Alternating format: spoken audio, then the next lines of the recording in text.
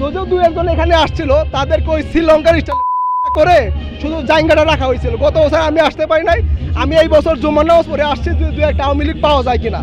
আসছি এটা দেখার জন্য আসছি, যেন সজীব ওয়াজেদ জয়জন এখানে প্রবেশ করতে না পারে 100%।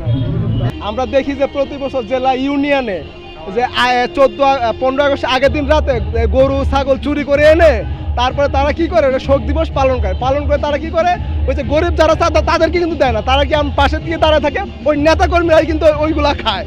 কিন্তু গত বছর কিন্তু এই গরু চুরি করতে পারে নাই, শোক দিবসও পালন করতে পারে নাই। যদিও দু একজন এখানে আসছিল, তাদেরকে ওই শ্রীলঙ্কার স্টাইল করে শুধু জায়গাটা রাখা হয়েছিল। গত বছর আমি আসতে পারি নাই, আমি এই বছর জুমার নামাজ পড়ে আসছি দু একটা আওয়ামী লীগ পাওয়া যায় কিনা।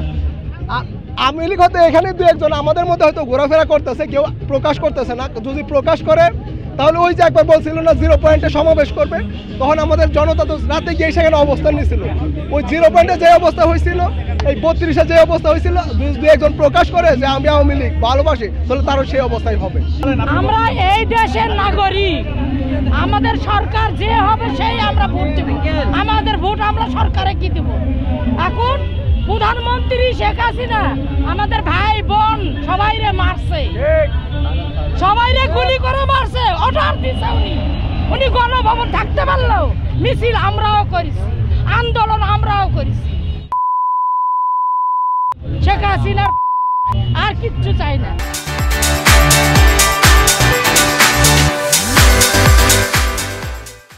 সজীব ওয়াজেদ আসতে পারে না, উনি আজকে আসবে বলে তার জন্য আন্দোলন হয়েছে।